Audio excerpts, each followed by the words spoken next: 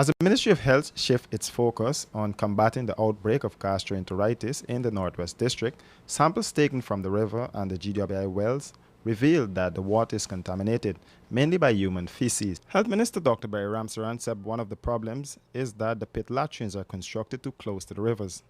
He said, however, there have been some positive responses from the residents, but he is hoping that this can be sustained. Pointed out also that simple, basic things that are advised by the Ministry of Health and good practice is not being done.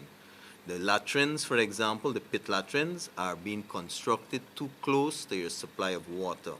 That is probably too close to the river edge, the bank, and these are basic things that we need to appeal to citizens to protect your own health and the health of your community. So far, 3 children have died following the outbreak.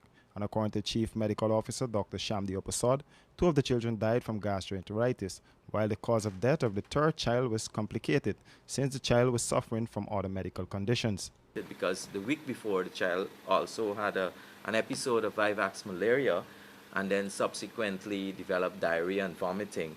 The child was also malnourished, and they were trying to manage all this complication together when the child died.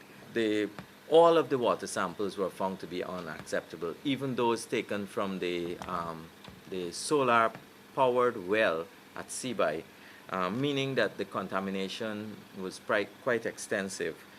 The organism identified in all of the instances was E. coli, and in the water samples, both fecal coliforms and E. coli were present, meaning that there were contamination from human waste.